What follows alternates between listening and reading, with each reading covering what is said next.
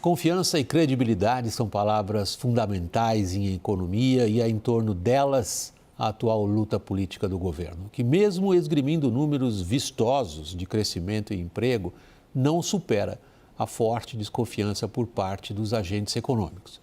Essa desconfiança vem de um fato básico. Lula enxerga como grande trunfo político eleitoral a expansão dos gastos públicos e enxerga como perigo mortal qualquer perda de popularidade. Por isso mesmo, o presidente jamais entregará o que os agentes econômicos querem. Eles querem um equilíbrio das contas públicas com redução de gastos públicos e não só via aumento de arrecadação. Até aí, pessoal, isso aí não tem a menor novidade, essa briga é bem antiga.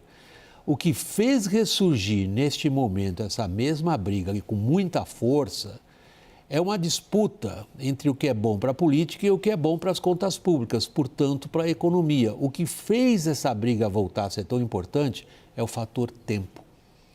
Lula acha que a eleição de 26 está aí, na esquina, e só pensa em criar o momento político para essa eleição, gastando. Os agentes econômicos começam a achar que a delicada situação fiscal vai se complicar também logo aí na esquina, perto das eleições. E por isso acham que o governo não vai fazer nada sério para evitar uma piora, que eles já enxergam acontecendo, via juros, inflação e dívida altos. E se convenceram os agentes econômicos que o governo não vai se dedicar a atacar para valer os fatores que agravam esses problemas. Lula acha que está com a razão e que não tem tempo para perder. Basta insistir na fórmula tradicional do PT. Os agentes econômicos acham que esse é exatamente o problema e não tem tempo para perder. Nessa edição, vamos tratar também do pacote de gastos e da reunião do Mercosul. Antes, meu boa noite, a apresentação de quem participa inicialmente da nossa roda, começando aqui pela minha direita, por José Vicente, coronel reformado da Polícia Militar de São Paulo, foi secretário nacional de Segurança Pública. José Vicente, muito obrigado pela disposição de vir ao estúdio e boa noite. Boa noite. E remoto está conosco o advogado e cientista político Rafael Favetti, sócio da Fato Inteligência Política. Favetti, igualmente, obrigado pela disposição de fazer parte do programa. Boa noite. Boa noite, uma alegria estar aqui com vocês. Caio Junqueira, aqui comigo no estúdio. Boa noite, Caio. Secretários de Segurança estaduais reunidos em Brasília prepararam nesta quarta-feira um texto alternativo à PEC que criaria um Sistema Único de Segurança Pública. O tema voltou ganho de força, bastante destaque, depois de uma série de denúncias de abusos policiais em diferentes partes do país, especialmente em São Paulo. Os detalhes na reportagem de Thaísa Medeiros. Representantes dos 26 estados e do Distrito Federal estão em Brasília para articular uma resposta conjunta ao texto da PEC patrocinada pelo governo, que busca constitucionalizar a criação do Sistema Único de Segurança Pública. O principal embate está na previsão de que o governo federal seja responsável por definir linhas de atuação que seriam seguidas por todos os entes federativos. Agora, a proposta dos estados tenta barrar qualquer centralização no Ministério da Justiça e Segurança Pública. Nós nos preocupamos realmente em garantir às polícias estaduais, ou seja, as polícias militares, as polícias civis, as forças dos estados e dos municípios que possam continuar atuando com autonomia e tendo recursos suficientes para poder fazer o seu trabalho. Os secretários estaduais ainda vão debater o tema na próxima quinta-feira. A criação do Sistema Único de Segurança Pública é uma tentativa do governo federal de responder ao crescimento das organizações criminosas, que surgiram nos presídios estaduais e que hoje estão voltadas ao tráfico internacional de drogas. O texto prevê a instauração de um fundo nacional que financia as polícias militares e civis e também permitiria o compartilhamento de informações entre os órgãos de inteligência financeira e as forças de segurança.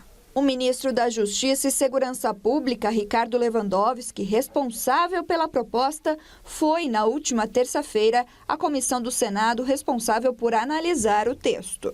Nós precisamos constitucionalizar o SUSP. E ele será constitucionalizado, se for o caso, nos moldes a serem preconizados soberanamente pelos parlamentares brasileiros. A discussão sobre a cadeia de comando em torno da segurança pública ocorre em um momento em que a truculência registrada em abordagens policiais está sob o escrutínio público. Em São Paulo, moradores gravaram o momento em que um PM joga um suspeito de uma ponte na zona sul da capital. Na mesma região, um agente de folga matou com 11 tiros um homem que tentava furtar produtos de limpeza de um supermercado.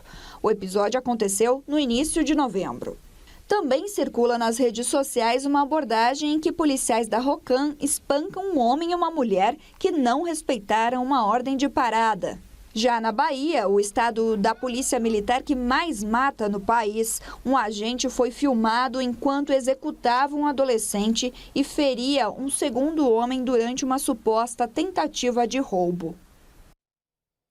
Zé Vicente, nós estamos com dois níveis aí para abordar. Um é o nível mais abrangente, como é que o Estado brasileiro se prepara de uma forma ou de outra para enfrentar a questão do crime organizado, via PEC, via o SUS da Segurança Pública, e o outro, que causou enorme comoção, são esses flagrantes de abuso, claramente de abusos inaceitáveis e que dão a sensação de que a tropa está sem comando?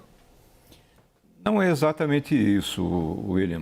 Essas imagens, elas dão a impressão que São Paulo, com 3 imagens sucessivas de descalabros de ações individuais, que isso pode estar contaminando todo o conjunto de uma polícia que tem pelo menos umas 10 milhões de atuações por ano, que prende alguma coisa em torno de mais de 160 mil pessoas todo ano.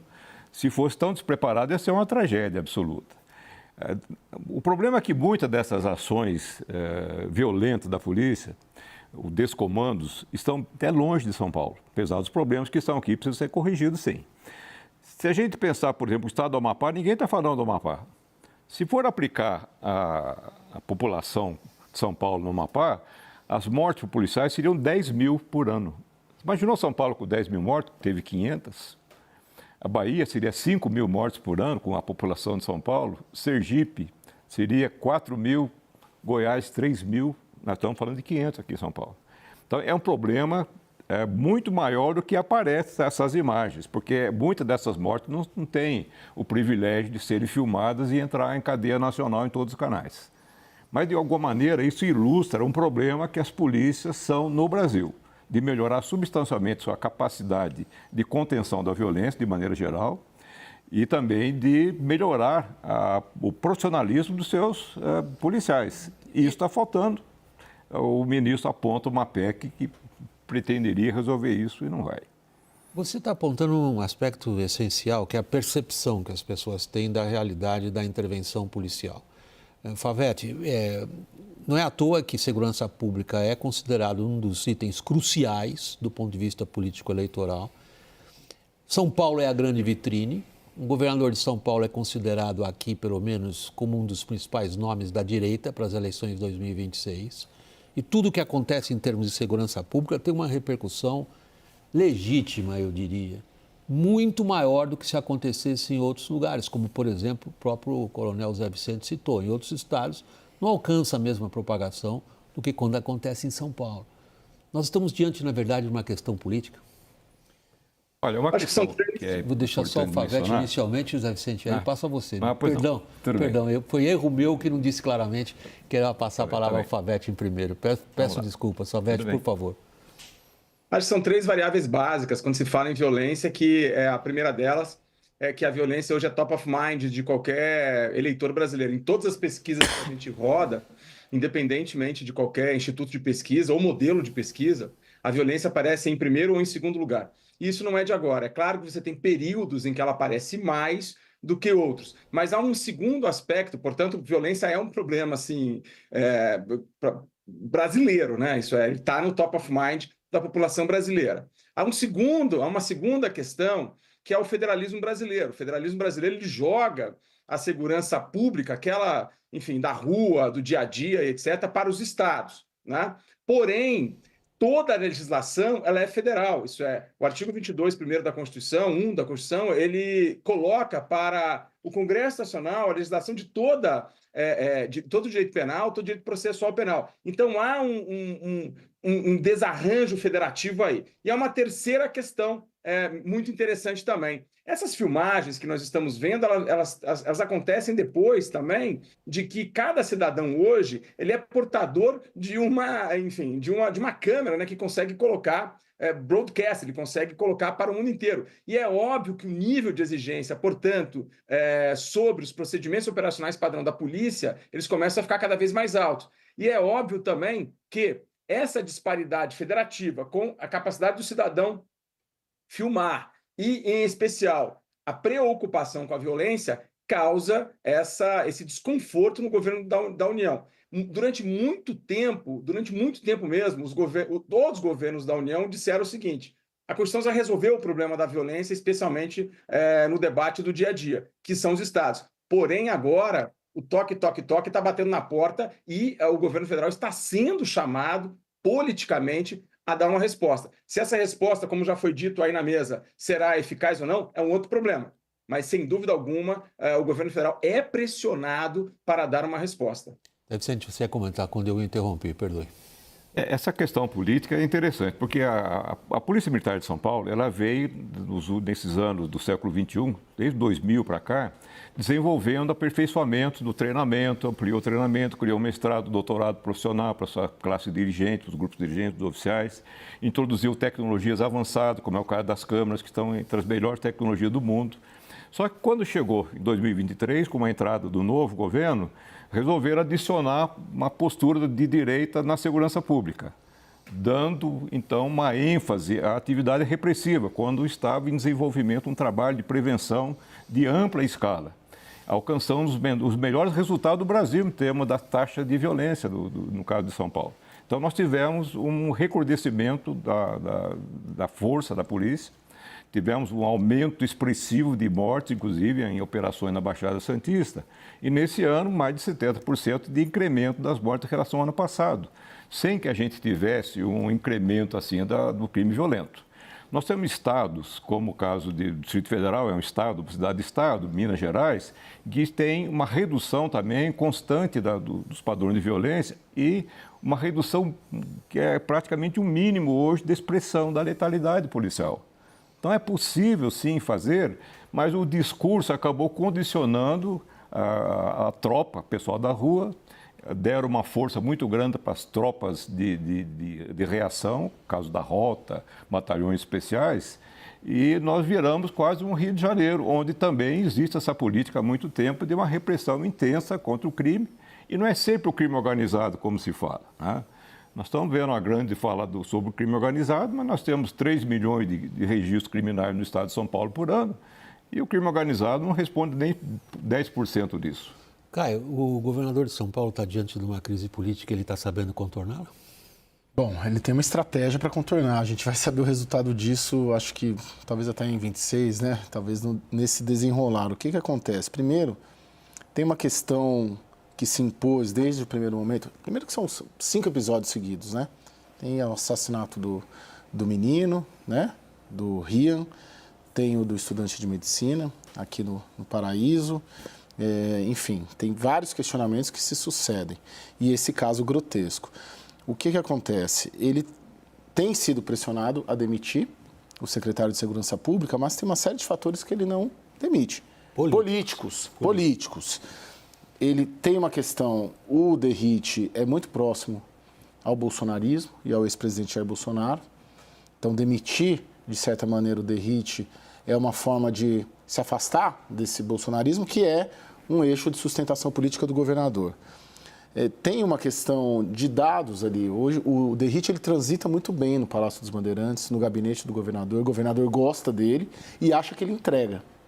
Acha que quando pegam os dados, né, o coronel estava falando no começo sobre isso, a entrega. Os índices melhoraram a despeito de parte desses índices, acho que estupro, lesão corporal, brigas de trânsito, mortes em trânsito, mas no geral ele acha que entrega. Então junta uma questão técnica, junta gostar pessoalmente, junta uma questão política e junta também ele se achar que por ser considerável há uma campanha, principalmente por parte da esquerda, para explorar bem politicamente esse episódio.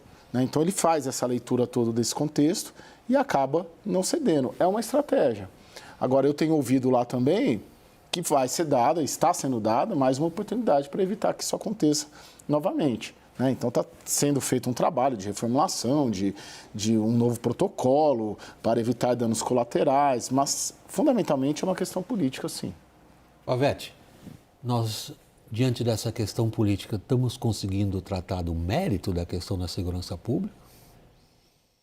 Quando vai se estudar ou propor questões sobre mérito, evidentemente, há uma barreira quando se fala em segurança pública, que são os interesses das corporações. Nós temos agora, esse ano, pela primeira vez em vigor, uma lei geral da Polícia Civil, da PM, uma lei orgânica da Polícia Civil e a mudança do Estatuto da Polícia Federal. Isso é, são 3 novos arcabouços normativos que, na verdade, são resultados de batalhas parlamentares dessas corporações no Congresso Nacional. Então, todas as vezes que você traz, por exemplo, agora, olhar, a gente tem condições de trabalhar o âmago da questão, o núcleo aí essencial de uma cultura mais de paz e menos de violência através das polícias, nós temos que lembrar que as instituições são formadas por organismos burocráticos de Estado, e esses organismos burocráticos de Estado, quando depende da atividade parlamentar, isso é, de mudança de lei, etc., o que a gente viu ontem e hoje no Congresso Nacional, da discussão sobre isso, até com o ministro presente, esses organismos, eles falam também, eles vocalizam através das suas bancadas, mas também através das pressões. E, portanto, é evidente que, às vezes, o debate de fundo, que é a implementação, a literatura mundial chama implementação de uma cultura de paz, sofre aí esses custos transacionais típicos de um parlamento e típico, evidentemente, de qualquer democracia. Vicente, a gente caminha agora para a questão mais abrangente, que estava lá no início da nossa conversa, que é como estamos nos organizando para enfrentar a questão, sobretudo agora, eu vou falando do crime organizado, que é disso que se trata, sobretudo, a ideia de uma PEC que, de cara, os governadores do Estado rejeitaram, vieram com uma proposta alternativa. Como que essa discussão está caminhando? A preocupação inicial dos governadores é que na PEC estava escrito lá que as diretrizes do governo federal seriam obrigatoriamente cumpridas, obedecidas pelos estados. Aí houve a reação, vou ter que cumprir a ordem do Estado, vai pecar contra o federalismo nacional. E aí essas reuniões estavam justamente para definir quais seriam essas diretrizes passíveis de negociar, portanto, as ordens federais. E, além disso, acena o governo de constitucionalidade, aí, colocar na Constituição, enfim, os fundos federais, que é um fundo, hoje é o Fundo Penitenciário Nacional e o Fundo Nacional de Segurança Pública. Eles não têm uma verba carimbada como a educação e como a saúde. Então, lá, 25% do orçamento tem que ser dedicado obrigatoriamente. Esse fundo, naturalmente, tem limites. Então, não vai ser o que se imagina um jorrar de recursos para os estados. Mesmo assim, tem alguma vantagem. O governo federal poderia estar coordenando os esforços? Sim. Nós temos regiões como o Nordeste, que tem padrões de violência que chega a ser 2, 3 vezes mais que do Sul-Sudeste. Por que tão ruim assim? O governo federal pode ajudar, eu tive uma função dessa no governo federal, na Secretaria Nacional de Segurança, você pode promover a eficiência das polícias. Investigação, por exemplo. Por que a Polícia Civil do Distrito Federal consegue um índice de primeiro mundo, 90% de esclarecimento de homicídio? Os Estados Unidos está na faixa de 70%, para ter uma ideia. Mas você tem o Rio de Janeiro, está na faixa de menos de 20%. São Paulo, o Brasil está na faixa de 40%. Isso pode se equalizar, levar essas experiências exitosas de eficiência para outros estados. Né? Nós temos alguns estados que têm calamidades, como o estado do Amazonas, tem 10% do efetivo da PM disperso em diferentes órgãos, não trabalha para a segurança pública. O Rio de Janeiro tem quase 3 mil PMs trabalhando fora da polícia. Isso não há ajuste constitucional que resolva, mas o governo federal pode ajudar de alguma forma a melhorar essas condições, pode padronizar tecnologias, pode padronizar um sistema de entrada de dados para se avaliar corretamente como estão indo as ações policiais, pode ajudar os municípios a desenvolver medidas de prevenção sem precisar botar fuzil na mão das guardas municipais, alguma coisa a ser feita. Agora, não é a Constituição que vai definir uma melhoria substancial para a contenção do crime organizado. Há muito tempo, há décadas que, desde 88, que a Polícia Federal já tem incumbência de cuidar de crimes transnacionais e interestaduais e não está fazendo esse trabalho. Então, quando o ministro Lewandowski veio pela primeira vez com a ideia, o problema dele era as eleições municipais. Passa nada antes das eleições municipais. Não passou. E agora? Passa? William, tem um problema grande da PEC da segurança, que na verdade não tem PEC ainda, tem uma minuta, ela sequer foi apresentada ainda ao Congresso, justamente por essas dificuldades políticas, que é, os maiores estados, eles têm governadores à direita. Tarcísio, Ratinho Júnior, Minas Gerais, Romeu Zema, Cláudio Castro no Rio. E os governadores à direita, o discurso de segurança pública, ele foi capturado, conquistado pela direita no Brasil. Diferentemente se a gente pegar o discurso da educação, o discurso de programas sociais, que são discursos que a esquerda trafega muito bem e ganha da direita.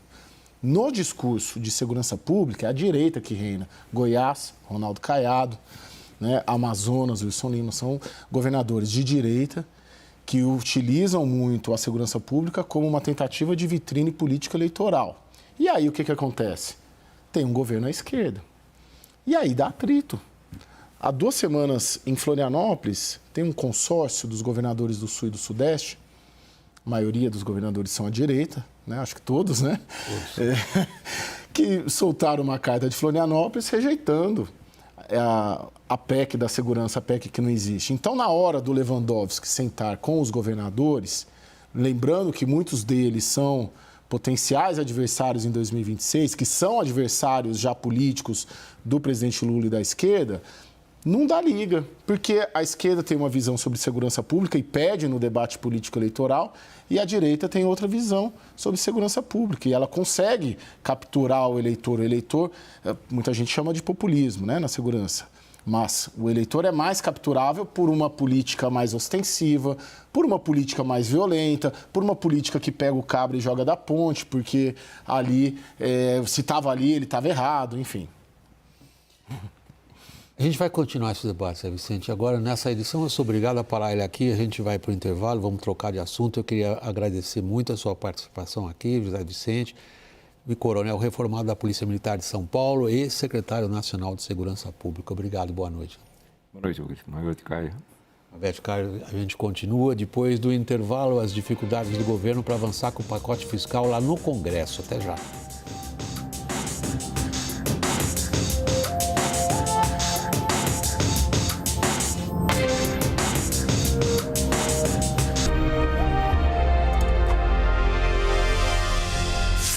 O WW está voltando do intervalo e agora conosco Thaís Herédia. Bem-vinda, Thaís, ao seu lugar. Meu lugar. Titular desse lugar. Boa noite, Thaís. Boa noite. A Câmara dos Deputados aprovou agora há pouco requerimentos de urgência dos projetos do pacote apresentado pelo governo para cortar gastos. Os detalhes a gente confere ao vivo com a nossa repórter Luciana Amaral, lá de Brasília. Boa noite, Luciana. Boa noite, William. Muito boa noite a todos que nos acompanham aqui no WW. Olha, aprovou esses requerimentos de urgência, mas um placar bem apertado, viu? Para se ter ideia, a urgência do primeiro projeto foi de 260 a 98, com 2 abstenções. Então, o governo precisava de 257 votos, portanto, diferença só de 3 votos. Já o placar da segunda urgência foi de 267 a 156, com 37 abstenções, portanto, também só 10 a mais do que era necessário. O primeiro pedido de urgência aprovado foi o do projeto de lei do pacote fiscal que autoriza o governo a limitar o uso de créditos tributários caso haja déficit nas contas públicas. Já o segundo é do projeto que limita o ganho real do salário mínimo aos limites do arcabouço fiscal. Isso entre outros pontos. E hoje, mais cedo, o presidente presidente da Câmara dos Deputados, Arthur Lira, chegou a dizer que o governo não teria voto suficiente para poder aprovar esses requerimentos, muito menos, então, o conteúdo desses projetos, mas diz que o Congresso também faria a sua parte. Teve muita articulação ao longo do dia, reunião de líderes, e essas urgências fazem com que os projetos possam pular etapas internas dentro da Câmara e serem, então, analisados diretamente no plenário da Casa.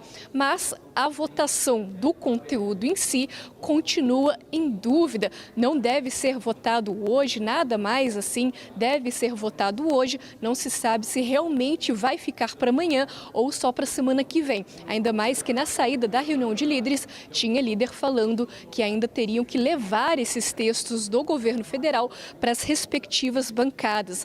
Só para complementar, em relação à PEC, a proposta de emenda à Constituição, ela está na CCJ, Comissão de Constituição e Justiça daqui da Câmara, e também acabou não andando. O próprio governo federal pediu que ela não fosse pautada hoje por falta de acordo. Tem uma possibilidade de que essa PEC seja juntada a alguma outra proposta, e isso para que ela também possa pular etapas, para que ela possa ser analisada diretamente no plenário, mas até o momento nada feito. Tudo isso ainda vai ter que ser visto pelo presidente da Câmara, Arthur Lira. Então é isso, urgências aprovadas dos projetos, mas o conteúdo em si sem uma definição de votação. William, volto contigo. Obrigado, Luciana. Boa noite para você aí em Brasília. Thaís, o recado é claríssimo. Deixar todo mundo em suspense, ali pendurado no fio. É muito claro o recado hoje no parlamento. Mas em que pé ficam as medidas de contenção de gastos? Elas ficam do tamanho que elas são, né? O William está com toda a cara. A urgência e a pressa em aprovar tira a possibilidade de qualquer aperfeiçoamento. Evita uma piora, que é o grande medo, né? Nós estamos numa situação assim, que está todo mundo torcendo. Olha, melhor passar rápido e não piorar. Mas, ao mesmo tempo, hoje mesmo o Arthur Lira, num evento que ele participou, ele disse que o Brasil fica, e o parlamento, fica pouquíssimo tempo no debate sobre orçamento, né? O orçamento acaba passando sempre tudo muito rápido e com pouca discussão. E nos últimos anos, o debate tem sido para piorar a qualidade do orçamento. Então, as medidas elas precisam ser aprovadas rapidamente para dar um mínimo de ancoragem para a condução do Haddad a partir do ano que vem. Ele precisa dessa aprovação para aprovar a lei de diretrizes orçamentárias, já com essa inclusão no orçamento, mas ela está longe de resolver o problema. Então, de novo, acho que ontem a gente usou essa expressão aqui, o governo está refém dessa situação, que depende dessa aprovação. Agora, ela não significa melhora na qualidade da condução da política econômica.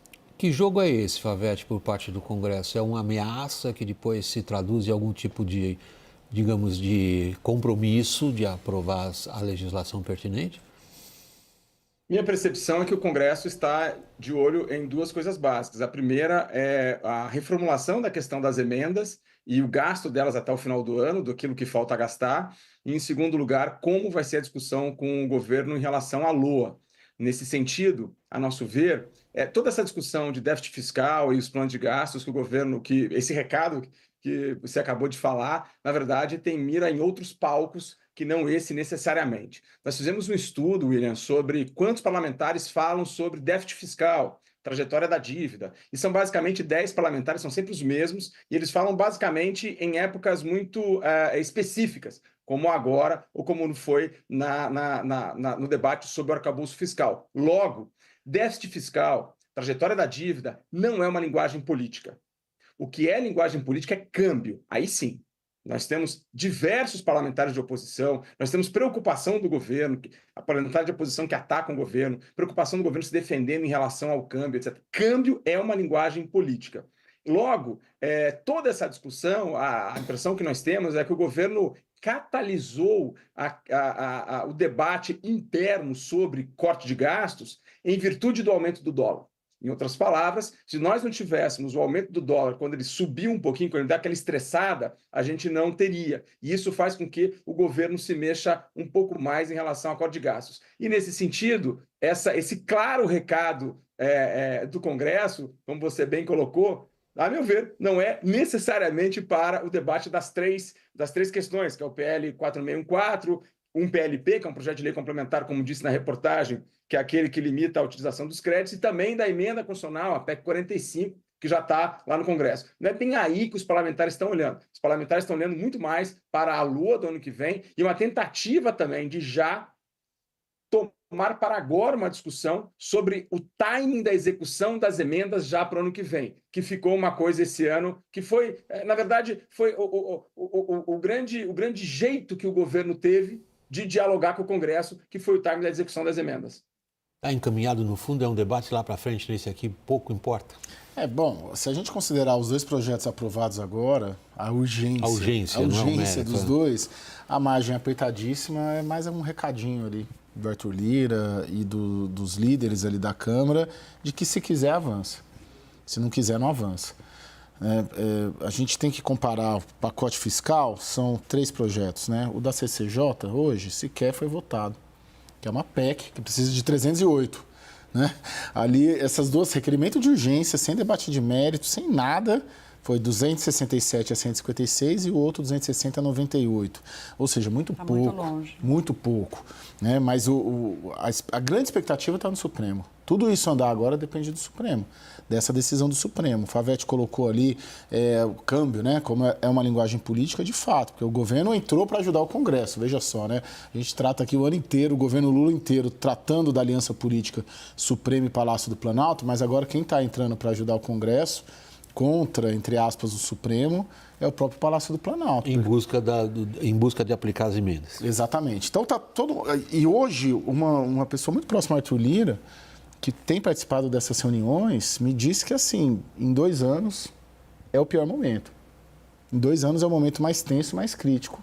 Muita gente querendo ir para o confronto. Na relação Congresso, Governo e Supremo. Okay. Ir para o confronto, no meu entendimento, significa não votar LDO, não votar orçamento e não votar pacote fiscal, pelo menos em dezembro. Então, mas aí é uma coisa que me chama muita atenção, né? Essa esticada corda, porque me parece que não há nenhuma compreensão de como as coisas funcionam, né? Porque não votar LDO, se eles já estão sem emenda agora, eles vão ficar mais ainda no ano que vem. Quer dizer, coloca o Brasil numa situação de uma insegurança institucional tão grande, né? Que nunca aconteceu antes.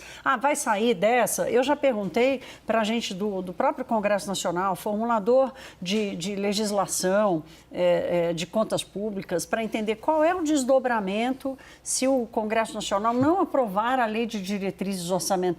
A única resposta que eu recebo, de gente, inclusive do parlamento, não tem execução do orçamento. Nunca aconteceu. Não tem execução, não tem instrumento para executar o orçamento. Na verdade, a leitura do Congresso se o Supremo Tribunal Federal está dando uma demonstração de força com essas decisões, goela abaixo, fora do acordo, na visão do Congresso, eu estou relatando aqui. O Congresso está falando, eu vou dar uma demonstração de força mostrando o que eu posso fazer com os poderes constitucionais que a Constituição me deu.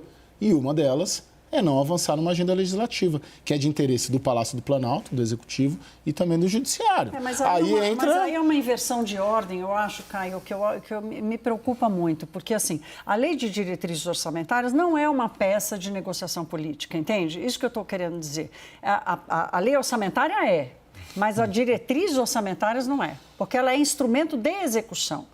O que vai para dentro do orçamento ou não, a margem de negociação da despesa discricionária, qual vai ser o tamanho das emendas ou não, está na lei orçamentária, que é o segundo ponto. A lei de diretrizes orçamentárias, ela é um instrumento de execução orçamentária, portanto, ela jamais deveria ser usada como um instrumento de briga política, entende? Essa é a minha preocupação. Então, assim, uma das razões... esse tipo de insegurança acaba contaminando também... Por aí que eu queria ir. Exatamente. A coisa do câmbio. Eu queria ampliar um pouquinho. Nós estamos, na verdade, trazendo para a nossa audiência um nível de detalhe do debate político que eu suspeito que para os agentes econômicos lá fora escapa até mesmo ao interesse. No fundo, ele quer saber o seguinte: espera aí, vocês que são jornalistas, vocês estão mexendo com isso todo dia, eu quero saber, primeiro, se as medidas necessárias para o equilíbrio das contas públicas passam na, digamos, intensidade, estou usando aqui a palavra errada, mas tudo bem, na intensidade necessária para que a gente acredite que as contas públicas vão ter um equilíbrio. Segundo, eu quero saber o que o governo vai fazer com a economia, Como é que esse debate está chegando fora do nosso âmbito aqui, Favete? Debate sobre governo e agência de mercado, ele se divide em 2 blocos, a meu ver. O primeiro bloco é com o mercado financeiro, e aí é um clássico problema de trust, é um problema clássico da ciência política, na qual os agentes de mercado financeiro, especialmente, perderam o trust. Isso é, quase nenhuma demonstração do governo com outros dados, por exemplo, desemprego, crescimento de PIB e etc., que são dados relevantes para qualquer economia no mundo e para qualquer relação de oposição e situação, hoje já são irrelevantes e a trajetória da dívida, especialmente a velocidade da trajetória da dívida, virou a pauta a ser enfrentada e quase a pauta única nesse debate. Como eu disse aqui, e como o próprio Caio realçou, o câmbio é que faz parte mais ou menos do jogo político. Portanto, há um leque, há um hiato de conversa entre governo e mercado. Do outro lado, William, está o mercado real. O mercado real, de certa forma, ele timidamente aceita, de certa forma, alguns pressupostos deste governo, em especial a taxa de juros. O mercado real, diferentemente do mercado financeiro, tem uma percepção sobre taxa de juros que vai mais ao encontro daquilo que o governo fala. Porém, o governo não pode se fiar no mercado real, não está se fiando, o mercado real também não aceita, e como já foi dito aí da mesa, o grande fiador, pelo menos até mês passado, do governo era o Supremo Tribunal Federal. E agora meio que inverteu, porque esticou-se a corda. E nessa esticada de corda, eu acho que não vai acontecer isso, tá? Mas eu posso lembrar a todos aqueles que estão nos vendo que vários governos já enfrentaram shutdown orçamentário. Trump enfrentou 2 vezes shutdown orçamentário. Outros governos já enfrentaram shutdown orçamentário. Nós nunca enfrentamos. O que é o shutdown orçamentário? É quando você não tem nenhum mecanismo legal para executar o orçamento, que é aquilo que a Thaís estava falando, que a gente nunca enfrentou. Podemos enfrentar. Tudo indica que não. Por quê? Porque estamos concordando aqui na mesa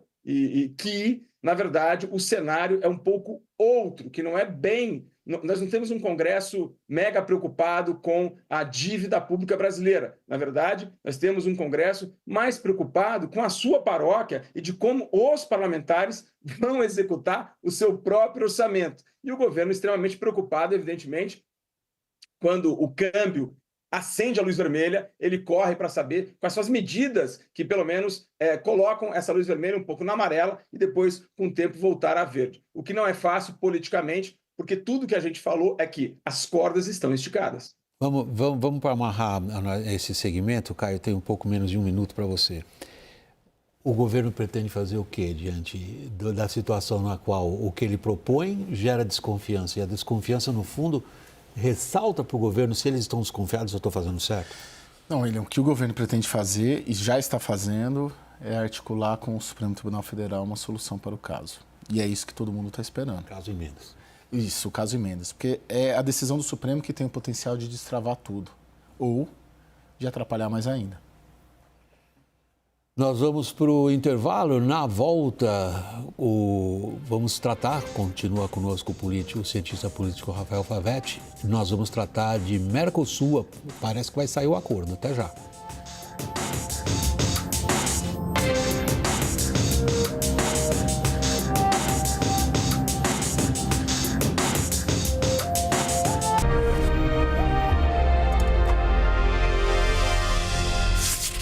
O WW está voltando do intervalo e, excepcionalmente hoje, falando do recôndito do seu lar, Daniel Rittner, lá de Brasília. Hoje ele não está excepcionalmente no estúdio. Boa noite para você, Daniel.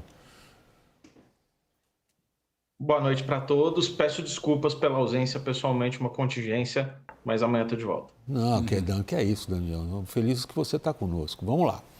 A cúpula do Mercosul começa amanhã em Montevidéu, a capital do Uruguai. Estão todos olhando para um acordo entre Mercosul e União Europeia. 25 anos que se fala desse acordo. Vai agora sair? Reportagem de Luciana Tadeu. De futuro incerto e finalizado. É assim que o Tratado de Livre Comércio entre os blocos econômicos tem sido descrito. A partir desta quinta-feira, líderes do Mercosul se reúnem sob a expectativa de, enfim, encerrar a negociação do acordo para um mercado comum entre a América do Sul e Europa. O governo Lula mantém o objetivo de avançar na conclusão das negociações e anunciá-la durante a reunião de cúpula do Mercosul, que acontece aqui em Montevidéu na sexta-feira. O vice-presidente Geraldo Alckmin afirmou que o entendimento entre as medidas está forte. E está maduro o acordo Mercosul-União Europeia, um acordo importante. Há uma resistência de agricultores da França, que são contra, mas o Brasil é favorável. A Itália já sinalizou que quer mudanças nas seções de agricultura do texto. Na mesma linha estão os franceses, que seguem descontentes nas pautas envolvendo o campo. A Alemanha e Espanha se mostram favoráveis ao tema, principalmente as políticas industriais e de serviços. A ideia do acordo é facilitar a troca entre os países que fazem parte dos blocos econômicos, aliviando taxações e barreiras alfandegárias. Além do livre comércio, um dos pontos trabalhados é a troca de informações entre pequenas e médias empresas do Mercosul e da União Europeia. Também serão envolvidas licitações de compras governamentais e consumo no exterior, buscando escalonar a transparência nesses setores. Na semana passada, em Brasília, a última rodada de negociações contou com avanços importantes. Agora, as expectativas recaem sobre a vinda da presidente da Comissão Europeia, Ursula von der Leyen, que é esperada para o possível anúncio da conclusão das negociações. Daniel, nunca foi tão esperada a presença da Ursula von der Leyen, política alemã, presidente da Comissão Europeia. Sai o acordo? William, atualizando essa informação trazida pela Luciana Tadeu, com dados aqui de apuração de meia hora, 40 minutos atrás. Ursula von der Leyen, presidente da Comissão Europeia, já saiu de Bruxelas, está voando neste momento, estará em Montevidéu. A presidência do Uruguai deve soltar um comunicado ali dentro de instantes, falando de uma reunião dela amanhã em Montevidéu com o presidente Luiz Lacalle Pou. E isso tudo indica muito claramente que depois de 25 anos de negociação, nós teremos o anúncio de que as negociações foram concluídas e de que o acordo está fechado.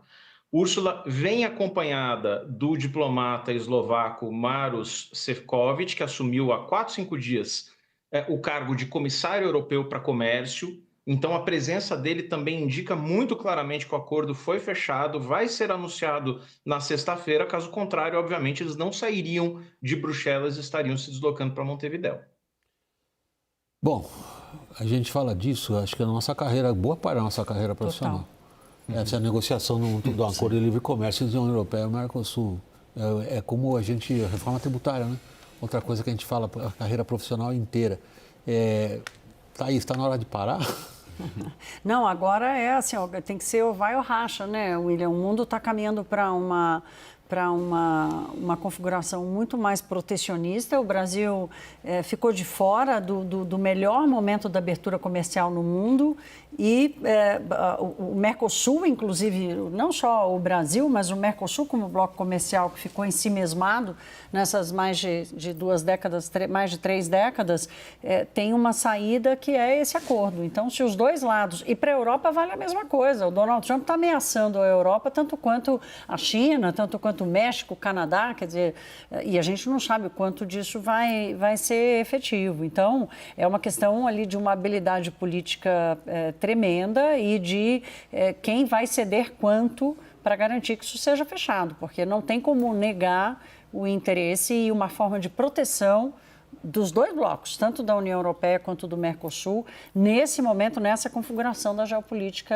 e comercial do mundo. É a geopolítica que nos empurra para fechar esse acordo, Favete? Olha, um pouco, porque você tem que... O Mercosul precisa desse acordo para ter um revival, né? Para ter, eu acho que desde a entrada de outros blocos que o Brasil entrou, como o BRICS, e enfim, o Mercosul vinha, vamos de certa forma, patinando. Você confessou aí na mesa o tempo que todos nós falamos sobre esse acordo, e o acordo não saía e o Mercosul ia definhando, né? Então, eu acho que sem este acordo, eu acho que não é só o fim do acordo.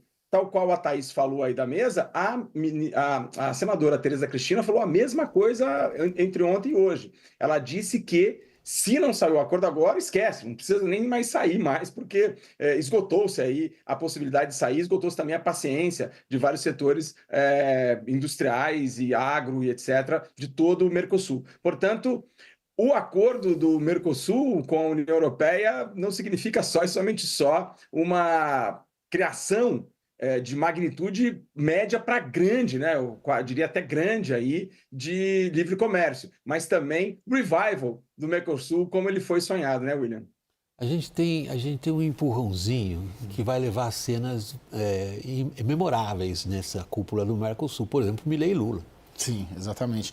William, para o governo brasileiro, eu digo, não só Itamaraty, Ministério da Fazenda também, em todo esse contexto de falta de desancoragem das expectativas, em todo esse contexto de câmbio elevado, você apresentar um troféu, tudo bem, resultado de uma obra de praticamente todos os presidentes da nova república, mas você apresentar um troféu como esse é um ativo muito relevante, muito importante para o setor produtivo brasileiro, né?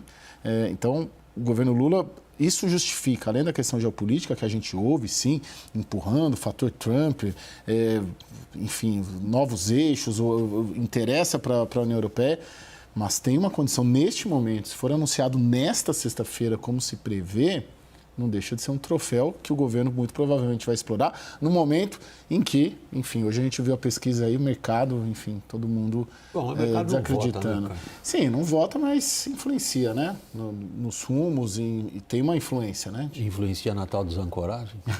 Daniel... Comanda a desancoragem, Daniel, né? Mas passa para o Daniel, depois eu falo. Não quero desviar a conversa, essa questão do Mercosul e do acordo com a União Europeia, ela tem um impacto fundamental em setores dinâmicos da economia brasileira, excepcionalmente a produção de de grãos e proteínas. Daniel, o que está lá dentro para nós?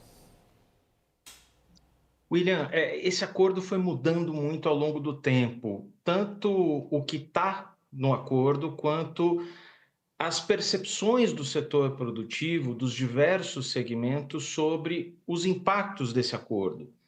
Acho que o que está claro hoje, muito diferentemente de 20 anos atrás, e são 20 anos atrás literalmente, porque esse acordo quase foi fechado em 2004, acabou não sendo por um triz, e você vê que foram 20 anos de complemento das negociações para ele efetivamente ser fechado.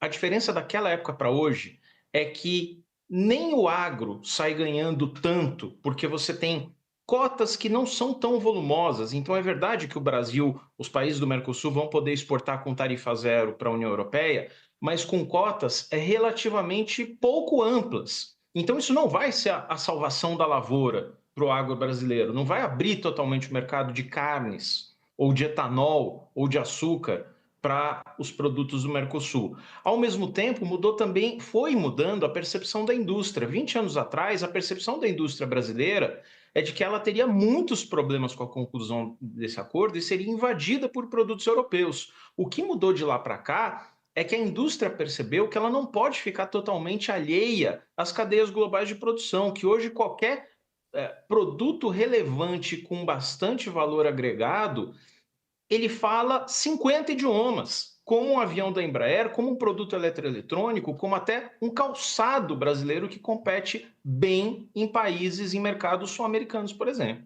Então, tem uma questão de transferência de tecnologia posso também. Posso pedir para você elaborar mais um ponto aí? Pelo seguinte, porque nesse espaço de tempo, o Daniel acho que chamou a atenção para um ponto crucial.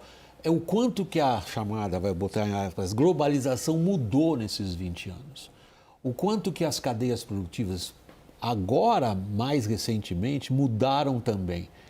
Esse acordo de livre comércio entre União Europeia e Mercosul faz jus a essas mudanças? vai depender do pós-assinatura, né? Do quanto a União Europeia e os países vão referendar de cada ponto, como é que os países vão trabalhar cada ponto, porque tem a questão agrícola, mas tem a questão também de transferência de tecnologia, e aí o diabo mora nos detalhes, né, William? Mas como a gente falou aqui que se trata de interesse comum, o Brasil tem uma tarefa árdua para fazer, que é também de revisão das suas tarifas em geral. A tarifa do Brasil intra-Mercosul é altíssima. O Brasil já tem uma das tarifas mais altas de importação no mundo inteiro. Já é um país ultra fechado. Então, é uma questão de ponto por ponto, é uma questão ali dos detalhes, de como cada país vai tentar se proteger de alguma forma, mas manter o recurso. Mas o Brasil, por exemplo, sai atrás porque não participa e não participou das cadeias globais de valor nessas 2 últimas décadas. Participou muito pouco. Ele é proprietário solitário da maioria das coisas que ele coloca no mercado internacional. Aí eu queria voltar ao Daniel nesse ponto. Brasil e Argentina seguem caminhos bastante diferentes, para dizer de maneira muito diplomática, como cada um enxerga a sua inserção. Em relação a esse acordo com a União Europeia, o que isso significa para o Mercosul, Daniel? Significa talvez a única forma de sobrevivência, porque o fato é que o Mercosul não conseguiu entregar ao longo da última década, talvez, vamos colocar no plural, talvez ao longo das últimas décadas, nada de relevante. O Mercosul foi criado em 1994 e desde então você teve no mundo, segundo dados da OMC, em torno de 300 tratados de livre comércio. O Mercosul fez 3 deles. O principal tratado de livre comércio do Mercosul continua sendo o próprio Mercosul. Então, ele foi se tornando irrelevante ao longo do tempo e precisava de um grande impulso. Grande impulso pode ser um grande projeto de infraestrutura, algum projeto de integração muito relevante ou um mega acordo comercial. Finalmente é o que estamos vivendo. Só deixar claro, William, um ponto, que depois da assinatura desse acordo, que não é agora, vai ter que ter revisão jurídica, tradução em cada um dos idiomas europeus, o acordo vai para o Conselho Europeu. Ali ele precisa de apoio de 55% dos países com 65% da população total da Europa. E aí está sendo discutido e praticamente sacramentado já um mecanismo que é chamado de splitting do acordo, de divisão do acordo, que é a parte comercial fica só com o Parlamento Europeu, e assim precisa ser ratificado. E a parte política e ambiental do acordo, esses capítulos aí precisam ir para os parlamentos nacionais. O que eu quero dizer? Que a parte comercial não precisará ser aprovada, por exemplo, pela Assembleia Nacional Francesa. Vamos para a fofoca agora, para acabar. Como é que vai ser Milei e Lula, Favete? Ainda tem 1 minuto. Vai ser no mínimo engraçado, mas eu creio que cada um dos presidentes vai tentar demonstrar aí o seu soft power aí em relação a não só ao Mercosul, né, mas em relação a toda a América Latina e para o mundo também.